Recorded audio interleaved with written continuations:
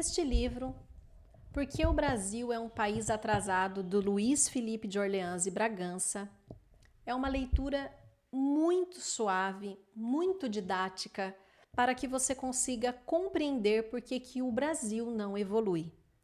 Aqui nós sempre tivemos a maioria dos nossos governos que prevaleceu, que se perpetuaram, né, no poder, que foi de governos de esquerda. Esses governos, eles conseguiram montar um sistema no qual houve uma centralização do poder na União. E a União, que é Brasília, né, digamos assim, a União, ela nos envia o que deve ser feito e o que não deve ser feito. Ela, na verdade, é a lei maior. E tudo ali fica centralizado. Com a reforma tributária, isso se acentuará. Os municípios terão que pedir dinheiro para a União para ter as verbas trazidas para o município. E isso nós veremos como que será. Na minha opinião, aumentará ainda mais os casos de corrupção, porque quanto mais você tem que pedir, mais você tem que obedecer. Sendo assim, você fica um devedor de favores. Por exemplo, quando você pede dinheiro emprestado para alguém, você concorda comigo que você vira um devedor de favor para essa pessoa? Você não pode brigar com ela, você não pode discutir, você não pode ter uma divergência de opinião. Você é um eterno escravo dessa pessoa, até que você pague. E isso, a mesma coisa irá acontecer com o Brasil. E isso a gente já vê, mas vai piorar na minha concepção.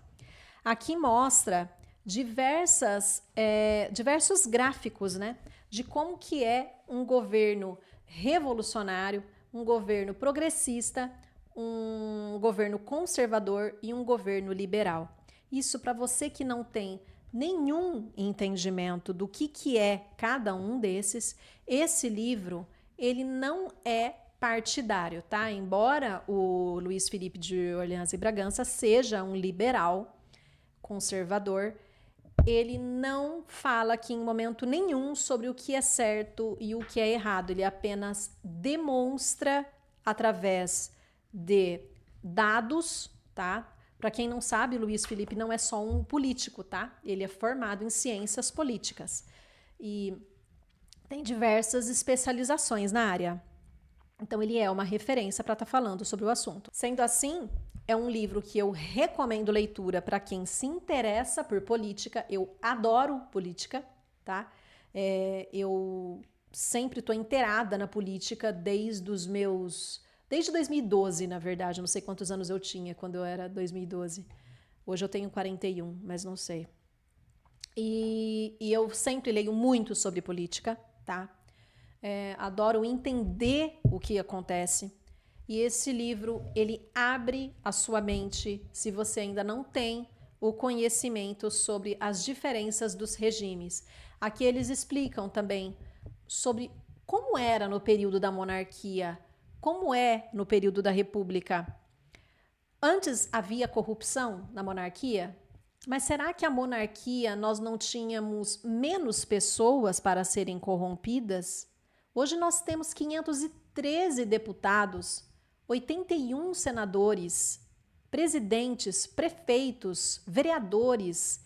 É muita gente para a gente bancar. Isso também deve ser pensado. Na monarquia eram menos pessoas. Tudo era mais concentrado, assim como é concentrado. Hoje nós vivemos numa república concentrada, porque a União, e mais especificamente o STF, é que dita as regras do nosso país. Nós que temos um mínimo de inteligência, já notamos que isso é o que acontece. Mesmo a nossa Constituição Federal, que está aqui atrás de mim,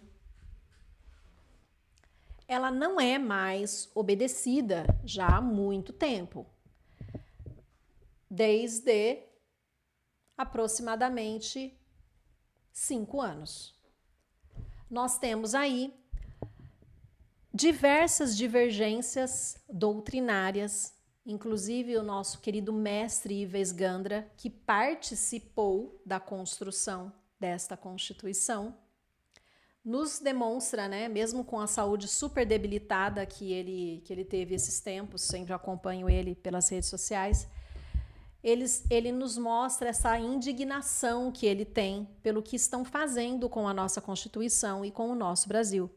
E nós, como advogados, e nós, como entendedores da lei e da Constituição, não podemos fechar os olhos diante do que está acontecendo. Nós sabemos, sim, que a Constituição não é mais respeitada, ela é ditada por um ditador, que é o Alexandre de Moraes. E todos os outros ministros simplesmente anuem porque se percebe nitidamente que eles têm medo do Alexandre de Moraes. E o Fux, que agora está aos poucos que se rebelando contra o sistema, percebe-se também que mesmo esse pouco que ele está dando de pitaco divergente do Alexandre de Moraes, ele faz com medo e dando pequenas pinceladas sobre o assunto. Ele mesmo não tem coragem de enfrentá-lo. Até agora, nenhum dos ministros teve essa coragem, mesmo porque nós sabemos o que acontece com aqueles que têm coragem no nosso país. Então, não podemos ter esta coragem. Mas não precisamos ser ignorantes por saber o que está acontecendo e ter medo de pensar. Muitas vezes nós não podemos nos expressar. Eu mesmo não me expresso o quanto eu deveria e eu poderia me expressar, porque eu zelo pela minha vida. Mas nós, como cidadãos brasileiros, como pessoas de bens e com a mente aberta, devemos sim estudar os dois e entender o que realmente está acontecendo no nosso país e que isso não é normal, não pode ser tratado com normalidade.